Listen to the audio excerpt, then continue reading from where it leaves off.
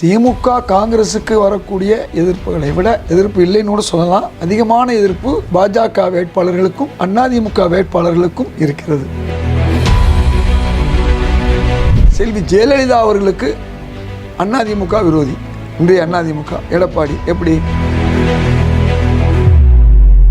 தொடர் வெற்றியை காங்கிரசும் திமுகவும் உள்ள இந்தியா கூட்டணியுடைய பிற கட்சிகள் சேர்ந்த அந்த கூட்டணி தொடர் வெற்றியை பெற்றுக் கொண்டிருக்கிறது. இப்போ இவங்களுக்கு அந்த மாதிரி ஒரு முன்னுதாரணமே இல்லை, வெற்றி பெறக்கூடிய முன்னுதாரணமே இல்லை. தமிழ்நாட்டில் அதிகமான டோல்கேட் இருக்குது பிற மாநிலங்களை விட. அப்போ தமிழ்நாட்டு மக்களை எந்த அளவுக்குலாம் வஞ்சிக்கிறாங்க யோசிச்சு பாருங்க. எல்லா மாநிலங்களையும் எய்ம்ஸு கொண்டு வந்த பாஜக ஏன் நம்முடைய மதுரை எய்ம்ஸை கொண்டு வரல? கேள்வி கணைகள் நிகழ்ச்சிக்கு வரவேற்பதில் மகிழ்ச்சி. சமீபத்திய அரசியல் நிகழ்வுகள் குறித்து விவாதிப்பதற்காக நம்முடன் இணைந்திருக்கிறார் தமிழ்நாடு காங்கிரஸ் கமிட்டியின் மாநில துணைத் தலைவரும் திருவள்ளூர் நாடாளுமன்ற தொகுதியின் மேற்பார்வையாளருமான திரு எஸ்.எம். இதாயத்துல்லா அவர்கள். வணக்கம் சார். வாழ்த்துக்கள். எப்படி இருக்கீங்க சார்? நல்லா இருக்கேன். போகிற இடங்களெல்லாம் உங்களை காங்கிரஸ் கட்சிக்கும் திமுகவுக்குமான வரவேற்பு எப்படி இருக்கு? ஏன்னா சமீபத்தில் நிறைய வீடியோஸ்லாம் வந்துட்டு இருந்துச்சு. தயாநிதி மாறனுக்கு பெண்கள் எதிர்ப்பு தெரிவிக்கிறாங்க அப்படின்ட்டு, கரூரில் ஜோதிமணிக்கு பெண்கள்லாம் எதிர்ப்பு தெரிவிக்கிறாங்கன்னு. இதெல்லாம் பார்க்கும்போது ஒரு நெகட்டிவாக இல்லையா? நிச்சயமாக இல்லை. கடந்த தேர்தலை விட அதிகமான வாக்கு வித்தியாசத்தில் காங்கிரஸ் திமுக வேட்பாளர்கள் வெற்றி பெறுவார்கள். காரணம் என்னன்னு சொன்னால், கடந்த முறை அதிமுகவும் பாஜகவும் ஒன்றாக இருந்தார்கள். இப்பொழுது அவர்கள் பிரிந்து விட்டார்கள். பாமக பாஜகவுடனும் தேமுதிக அதிமுகவுடன் இருப்பதால் அவர்கள் ஏற்கனவே பெற்ற 30-33% வாக்குகள் இந்த முறை பாதியாக குறையும். உங்களுக்கு தெரியும், அதிமுக பிளவுண்டு வேறு போய்விட்டது. அந்த பிளவுகளில் உள்ளவர்களுக்கு பாஜகவில் சேர்ந்திருக்கிறார்கள். நீங்கள் 30-33 விழுக்காடில் அவர்கள் பெறப்போவது ஒருவர் 20 பெற்றால் இன்னொருவர் 15 பெறுவார் அல்லது 10 பெறுவார். இதுதான் இன்றைய நிலைமை. அப்படி பார்த்தால் ஏற்கனவே திராவிட முன்னேற்ற கழகம் பெற்ற காங்கிரஸ் கூட்டணி பெற்ற 55 விழுக்காடு வாக்குகளுடன் மக்கள் நீதி மையம் அதுவும் சேர்ந்துச்சா 60 விழுக்காடு மேலே ஆகும். எதிர்ப்பு வாக்குகள் ஒரு 2-3 குறைச்சா கூட 55 விழுக்காடுக்கு மேலே வந்தால் வித்தியாசம் எப்படி இருக்குன்னு சொன்னால், கடந்த முறை 5 லட்சம்னா இந்த 6 லட்சமாக இருக்கும். கடந்த முறை 4 லட்சம்னா இந்த முறை 5 லட்சமாக இருக்கும். இதுதான் இன்றைய நிலைமை. எதிர்ப்பு என்பது அந்தந்த பகுதியிலே அதிமுக கட்சிக்காரர்கள் இருந்தால் யாரையாவது 2 பேரை தூண்டி விடுவார்கள். அதே மாதிரி பாஜகக்காரர்கள் அந்த பகுதியில் அதிகம் இருந்தால் அவர்கள் தூண்டி விடுவார்கள். ஆனால் ஒட்டுமொத்தமாக இன்றைக்கி பார்த்தீங்கன்னா திமுக காங்கிரஸுக்கு வரக்கூடிய எதிர்ப்புகளை விட எதிர்ப்பு இல்லைன்னு கூட சொல்லலாம். அதிகமான எதிர்ப்பு பாஜக வேட்பாளர்களுக்கும் அதிமுக வேட்பாளர்களுக்கும் இருக்கிறது. காரணம், 10 ஆண்டுகளாக பாஜக ஒன்றியத்திலே ஆட்சியில் இருந்தது. அதே நேரத்தில் சென்னை, திருவள்ளூர், காஞ்சிபுரத்தில் நடந்த வெள்ளத்திற்காக ஒரு பைசா கூட கொடுக்கவில்லை. அதே போன்று திருநெல்வேலி, கன்னியாகுமரி, தென்காசி, தூத்துக்குடி போன்ற பகுதிகளுக்கு வெள்ளத்திற்காக ஒரு பைசா கொடுக்காது மட்டுமல்ல, பிரதமர் மோடி வெள்ள நேரத்தில் அவருடைய நல்ல உள்ளத்தை காண்பிக்கவில்லை. அவருடைய கள்ளத்தனமான அந்த தமிழ் மக்களுடைய அந்த பாசம் என்பது வெளியே தெரிந்துவிட்டது. இந்த அடிப்படையில் பார்க்கும் பொழுது இன்றைக்கு பிஜேபி தமிழர் விரோதி. காரணம், நமக்கு கிடைக்க வேண்டிய நிதிகளை முறையாக கொடுக்கவில்லை. நாம் கொடுத்த வரியிலிருந்து 100 ரூபாயிலிருந்து 29 பைசாவை நமக்கு கொடுத்துட்டு கிட்டத்தட்ட 71 பைசாவை திருடி சென்றிருக்கிறார்கள், களவாடி சென்றிருக்கிறார்கள். கஜினி முகமது போல் எத்தனை முறை இங்கே வந்தாலும் பிரதமர் மோடி என்ன நடக்கும்னா, அவர் வெற்றி பெற முடியாது. அதாவது மக்களுடைய பணத்தை வேணால் அவர் எடுத்துகிட்டு போயிருக்கலாம், ஆனால் வாக்குகளை வாங்க முடியாது. அதுதான் உண்மையான நிலைமை. அது மட்டுமல்ல, தமிழ் மொழிக்கு விரோதி. யாருமே பேசாத சமஸ்கிருதத்துக்கு சுமார் 1000 கோடி கிட்ட ஒதுக்குறாங்க. தமிழுக்கு 50 கோடி கூட ஒதுக்கலை. தமிழ் பல்கலைக்கழகம் ஒன்று தான் இருக்குது. அங்கே 11 பல்கலைக்கழகம் சமஸ்கிருதத்துக்கு இருக்குது. 24,000 பேர் பேசுகிற சமஸ்கிருதத்துக்கு மோடி கொடுக்க முக்கியத்துவம். அதே நேரத்தில் தமிழுக்கு 8 கோடி பேர் பேசக்கூடிய தமிழுக்கு எந்த முக்கியத்துவம் கொடுக்கல. மோடி அவர்கள் கூட ஹிந்தி மேலே பாசம் இல்லை, ஹிந்தி திணிக்கிறதாக காண்பித்து அதன் பிறகு சமஸ்கிருதத்தை திணிப்பதற்கு தான் அவர் முயற்சி செய்கிறார் என்பது இதெல்லாம் நமக்கு தெரியுது. அதனால் பாஜக தமிழ் விரோதி, தமிழர் விரோதி, தமிழ்நாட்டு விரோதி. ஆகவே மக்கள் பாஜகவை புறந்தள்ளி விடுவார்கள்.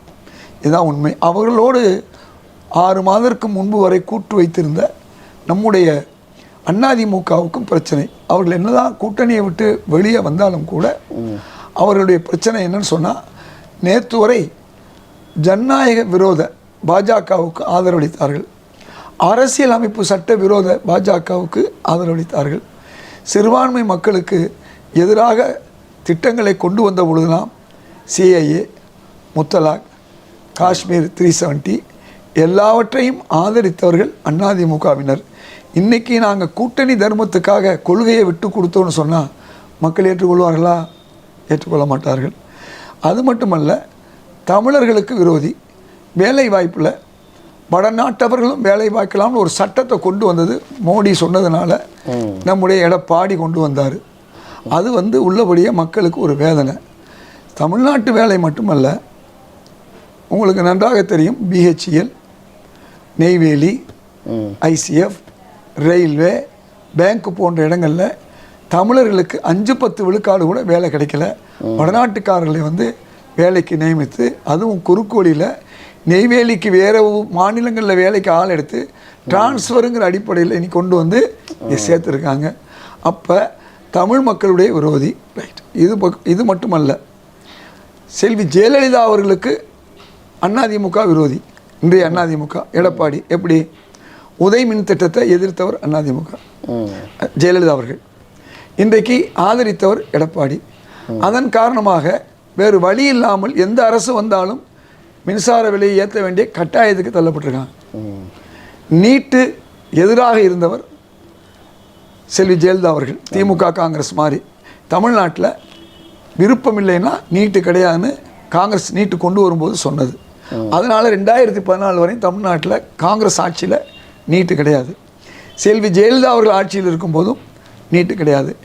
எடப்பாடி பழனிசாமி வந்தவுடனே வேறு வழி இல்லாமல் கொள்கையை விட்டுட்டு மோடிக்காக இணைந்தார்கள். இதெல்லாம் நமக்கு தெரிஞ்ச விஷயம். ஜிஎஸ்டி, அநியாய ஜிஎஸ்டி எதிர்த்தவர் செல்வி ஜெயலலிதா. ஜிஎஸ்டி கொண்டு வந்ததே ஒரு முனை வரியாக இருக்கணும், ஒரு நேரத்தில் வரி போட்டால் அடுத்தடுத்த இடத்துல வரி இருக்கக்கூடாது. இதுதான் ஜிஎஸ்டியுடைய நோக்கம், காங்கிரஸ் கொண்டு வந்தது. அப்போ இன்றைக்கு பாஜகவுக்கு துணை போனது மட்டுமல்ல, செல்வி ஜெயலலிதா அவர்களுக்கும் எதிராக இருந்துச்சு. இப்படி பல காரியங்களில் எதிராக இருந்தவர்கள். அப்படி பார்க்கும் பொழுது இன்னைக்கு தமிழர் விரோதியாக, தமிழ்நாட்டு விரோதியாக, தமிழ் மொழிக்கு விரோதியாக பாஜகவும் அதோட கூட்டு சேர்ந்து இருந்து இன்னைக்கு விலகிய அதிமுகவும் இந்த தேர்தலில் புறக்கணிக்கப்படுவார்கள். இல்லை, இன்னைக்கு விலகுனாங்கன்னு ஓகே, யாராக இருந்தாலும் செஞ்ச தவறுலேருந்து திருந்தி வர்றது நல்லது தானே, அதை நம்ம ஏற்றுக்கணும் இல்லை? ஏன்னா திமுக சொல்கிறீங்க, பிஜேபியை தமிழ்நாட்டில் அறிமுகம் செஞ்சதே திமுக தானே. 2001 பீரியடில் மத்தியிலையும் அவங்க கூட இருந்தாங்க, மாநிலத்திலையும் அவங்கள எம்எல்ஏ ஆக்கினாங்க. அப்படி பார்த்தா அவங்க திருந்தி அதுக்கப்புறம் பிஜேபி கூட ஒட்டே இல்லை. அதே மாதிரி தானே இவங்களும் இப்போ இல்லைன்னு சொல்லிட்டு வந்துட்டாங்க. இன்னமும் நம்ம அதே சொல்லிக்கிட்டு இருந்தாங்க. இல்லைன்னு சொல்லிட்டு சொன்ன மாதிரி திமுக இன்னைக்கு வரையும் பிஜேபியோட கூட்டு இல்லை. ஆமாம், செல்வி ஜெயலலிதா அவர்கள் 2 முறை இனிமேல் பிஜேபியோட கூட்டு வைக்க மாட்டேன்னு சொல்லி 2 முறை மீண்டும் வைத்தவர்கள் செல்வி ஜெயலலிதா அவர்கள். அப்படி சொன்ன செல்வி ஜெயலலிதாவுடைய வார்த்தையை கேட்காம செல்வி ஜெயலலிதாவை ஏமாற்றியது எடப்பாடி, அதிமுக. நீங்கள் இதையும் நீங்கள் புரிஞ்சுக்கணும். நல்ல கேள்வி நீங்கள் கேட்டீங்க. அது மட்டுமல்ல, இந்தியாவிலேயே பிஜேபியோட கூட்டு சேராத ஒரே கட்சி காங்கிரஸ் தான். கூட்டு சேர முடியாது. ஆனால் முந்தைய காலத்தில் எல்லா கட்சிகளும் கூட்டு சேர்ந்துருக்கு. மெஹபூபா முஃப்தி ஒரு முஸ்லீம் கட்சி தானே, அவங்க சேரலையா? மம்தா பானர்ஜி சேரலையா? மாயாவதி அவர்கள் சேரலையா? எல்லாரும் சேர்ந்தாங்க. ஒரு காலகட்டத்தில் ஒரு ஆட்சி அமைகிறதுக்கு காங்கிரஸால் வாய்ப்பு இல்லை அப்படிங்கும்போது ஒரு கட்டத்தில் காங்கிரஸ் வந்து 120 இடங்கள் எடுத்துச்சு, பிஜேபி 180 எடுத்துச்சு. ஆட்சி அமைக்கணும் இல்லையா? அப்போ கூட திமுக காமன் மினிமம் ப்ரோக்ராம் சொல்லி இந்த 370-ஐ ஏற்றுக்கிறல, பொது சிவில் சட்டத்தை ஏற்றுக்கிறல, அதே மாதிரி வந்து முத்தலாக்கு விஷயம் போன்ற பாஜகவுடைய கொள்கையை வாஜ்பாயி செய்யக்கூடாது, அது நடவடிக்கை எடுக்கக்கூடாது, அமலாக்கக்கூடாதுன்னு திமுக கராராக இருந்தது. ஆனால் அதிமுக அப்படி இல்லையே. உங்களுக்கு மோடி அவர்களா லேடி அவர்களான்னு கேட்ட ஜெயலலிதா அவர்கள் அதற்கு பிறகு மோடி அவரோட தொடர்பு வச்சுருந்தாங்க. உங்களுக்கு நன்றாக தெரியும். அவருடைய பதவியேற்பு விழாவுக்கு குஜராத்துக்கே போனவங்க. அது மட்டும் இல்லாமல் இன்றைக்கி ராமர் கோயில் பிரச்சனையில் பாபர் மசூதி இடிக்கப்பட்ட பிறகு அதை கண்டிக்காது மட்டுமல்ல, இங்கேருந்து கரசேவைக்கு ஆள் அனுப்பியவர்கள் செல்வி ஜெயலலிதா அவர்கள். அது மட்டுமல்ல, ராமர் கோயிலை அயோத்தியில் கட்டாமல் எங்கே கட்டுதுன்னு கேட்டவர்கள் செல்வி ஜெயலலிதா அவர்கள். அது மட்டுமல்ல, செங்கலை அனுப்பி வைத்தவர் ஜெயலலிதா அவர்கள். காங்கிரஸை பொறுத்தவரை, திமுகவை பொறுத்தவரை 2004 உங்களுக்கு தெரியும், திமுக காங்கிரஸ் கூட்டணி பாராளுமன்றத்தில் மிகப்பெரிய வெற்றி பெற்றது. 2009 வெற்றி பெற்றது. 2014 கூட்டணி இல்லாதனால வெற்றி பெற முடியல. 2019 வெற்றி பெற்றது. 2021 வெற்றி பெற்றது. இடைத்தேர்தலில் வெற்றி பெற்றது. தொடர் வெற்றியை காங்கிரஸும் திமுகவும் உள்ள இந்தியா கூட்டணியுடைய பிற கட்சிகள் சேர்ந்த அந்த கூட்டணி தொடர் வெற்றியை பெற்று கொண்டிருக்கிறது. இப்போ இவங்களுக்கு அந்த மாதிரி ஒரு முன்னுதாரணமே இல்லை, வெற்றி பெறக்கூடிய முன்னுதாரணமே இல்லை. அதிமுக தவறு செஞ்சு தவறு செய்யலை, தப்பு செஞ்சாங்க, ஓட்டு போட்டாங்க. சிஏஏ இன்னைக்கு தமிழர்களுக்கு எதிரான ஒன்று, முஸ்லீம்களுக்கு மட்டுமல்ல தமிழர்களுக்கும் எதிரானது சிஏஏ. அது தப்பு செஞ்சாங்க. உதயமின் திட்டத்தில் தப்பு செஞ்சாங்க. அது மட்டுமல்ல, உங்களுக்கு தமிழர்களுடைய வேலைக்கு எதிரான விஷயத்தில் தப்பு செஞ்சாங்க. தப்பு என்பது தெரிந்து செய்வது, தவறு என்பது தெரியாமல் செய்வது. தவறு செய்தவர்களை நீங்கள் மன்னிக்கலாம், தப்பு செய்தவர்கள் தண்டிக்கப்பட வேண்டும். இது உலக நியதி. அப்படி இருக்கும் பொழுது சமூக நீதிக்காக வேண்டி இன்னைக்கு மாநில உரிமைகளுக்காக இன்னைக்கு பேசுகிறாரு. மாநில உரிமைகளை காங்கிரஸ் ஆட்சி காலத்தில் எடுத்திருந்தாலும் நாங்கள் திருப்பி கொடுப்போங்கிறாரு. நியூட்டிலிருந்து கியூட் வரையும் தமிழக அரசு விரும்பலைன்னா, தமிழ்நாடு விரும்பலைன்னா நாங்கள் விலக்கு கொடுப்போங்கிறார். மாநில பட்டியலுக்கு பொதுப்பட்டியலில் உள்ளதை கூட திருப்பி கொடுப்போம்னு சொல்கிறாரு. நிதி 29 பைசாவை தமிழ்நாட்டுக்கு கொடுத்துட்டு 71 பைசாவை பறிச்சுக்கிட்டு போகிறதா நாங்கள் இருக்க மாட்டோம். உரிமையான உரிய நீதியை நாங்கள் நிலைநாட்டுவோங்கிறாரு.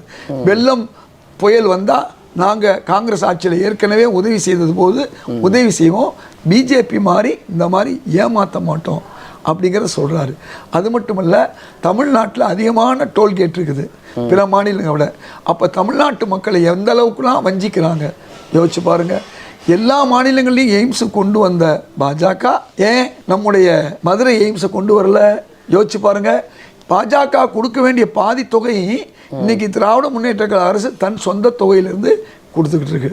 இவ்வளவு நல்ல காரியங்களை தொடர்ந்து செய்யும்போது ஒன்றிய அரசு பழி வாங்கினாலும் நிதி கொடுக்கலைனாலும் தம்முடைய நிதியை வைத்துக்கொண்டு ஆதாரத்தை வைத்துக்கொண்டு இவ்வளவும் செய்து திமுகவுடைய அந்த கொள்கைகள், அவருடைய அந்த தேர்தல் அறிக்கை, காங்கிரஸுடைய தேர்தல் அறிக்கை ரெண்டும் ஒரே மாதிரி இருக்குது. ரெண்டுமே மக்களுக்கானதாக இருக்குது. உங்களுக்கு மகாலட்சுமி திட்டம் காங்கிரஸ் சொல்லுது 1 லட்ச ரூபா ஏழை பெண்களுக்கு நாங்கள் தர்றோம்னு சொல்லுது. அதே மாதிரி 50 விழுக்காடு வேலை வாய்ப்பில் இந்த 30 லட்சம் வேலைக்கு ஏன் அவங்க கொடுக்கலைன்னா, எஸ்சியும் பிசியும் 97 விழுக்காடு இந்துக்கள் பயன்பெற்று விடுவார்கள். பாஜக என்ன செஞ்சிச்சு, 30 லட்சம் வேலைக்கு ஆள் சேர்க்கலை. காங்கிரஸ் சமூக நீதியோடு சேர்க்குறோம்னு சொல்லுது. அது மட்டும் இல்லாமல் உங்களுக்கு இளைஞர்களுக்கு வேலைவாய்ப்பு அப்ரெண்டிஸ் பயிற்சி 1 லட்ச ரூபா வரையும் ஒதுக்குது. தனியார் வேலைவாய்ப்பிலும் சமூக நீதி இடஒதுக்கீடு தருவோம்னு சொல்லுது. இது எவ்வளோ பெரிய விஷயம். அப்ரெண்டிஸ்ஷிப் ஆனால் எல்லா இடங்களுக்கும் அவங்களுக்கு வேலை கிடைக்கும். இது ஓகே. நீங்கள் சொன்னீங்க ஜிஎஸ்டி நாங்கள் தான் கொண்டு வந்தோம், அதே மாதிரி இந்த இவிஎம் மிஷினும் நீங்கள் தான் கொண்டு வந்தீங்க, காங்கிரஸ் தான் கொண்டு வந்தது. இப்படி எல்லாமே காங்கிரஸ் தான் கொண்டு வருது. ஆனால் இப்போ உங்களுக்கே அது பூமராங்க திரும்புதில்லை. ஏன்னா இவிஎம் மிஷின் தான் அவங்களோட மிகப்பெரிய ஆயுதம்னு நீங்கள் சொல்கிறீங்க, இப்போ சொல்கிறீங்க. அப்புறம் எதுக்கு கொண்டு வரணும் இந்த இதெல்லாம்? எங்களுக்கு திரும்பலை, ஒட்டுமொத்த இந்திய மக்களுக்கு எதனா திரும்புது. ஆமாம், 2 எலெக்ஷனில் உங்களை 50க்கு 100 கீழே தள்ளிட்டாங்கல்ல. அநியாய ஜிஎஸ்டி, அநியாய இவிஎம்மை நாங்கள் எதிர்க்கிறோம். இவிஎம்ங்கிறது காங்கிரஸ் கொண்டு வந்துச்சு, அதில் எந்த தப்பும் இல்லை, எதுவரையும் தப்பும் இல்லை. தேர்தல் கமிஷன் தனிப்பட்ட முறையில் சுதந்திரமாக இயங்குகிற வரையில், என்னைக்கு இவர் தேர்தல் கமிஷனை தாங்களே நியமிக்கக்கூடிய ஒரு நிலைமையை உருவாக்கி தேர்தல் கமிஷனரை நியமிக்கிறது இந்த அளவுக்கு 2 மடங்கு போயிட்டாங்க. அன்னைக்கு 1 மடங்கு இருந்து என்ன செஞ்சாங்க, இந்த எலக்ட்ரானிக் மிஷினில் சிப்பை பதிக்கக்கூடிய பிஹெச்இஎல் அதே மாதிரி இஇஎல் 2 கம்பெனி இருக்குது. இந்த 2 கம்பெனியில் டைரக்டர்கள் யார் இருக்கா, அன்றிலிருந்து இன்று வரை பாஜகவினர் உள்ளே வந்துட்டாங்க. அங்கே தான் இப்போ பிரச்சனை. பாஜகவினர் உள்ளே வந்துட்டா சிப்பில் தான் அவங்க தப்பு பண்ணுறாங்க, சிப்பு தான் தப்பாகுது.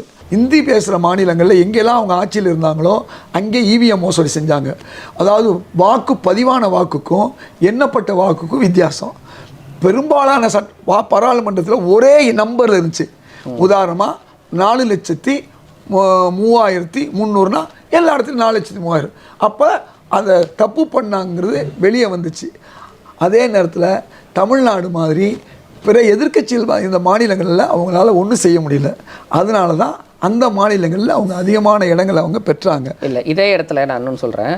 கார்த்தி சிதம்பரம் அவர் சமீபத்தில் ஒரு பேட்டி கொடுத்தப்ப இவிஎம் மிஷினில் ஒன்றுமே பண்ண முடியாதுங்க, நாங்கள் தான் அதை கொண்டு வந்தோம், எங்களுக்கு தெரியும், அதில் ஒரு இதுவுமே பண்ண முடியாது, மக்கள் அவங்க ஏன் ஜெயிக்கிறாங்க, மக்கள் ஓட்டு போடுறாங்க ஜெயிக்கிறாங்க அப்படின்னு அவர் சொல்கிறாரு.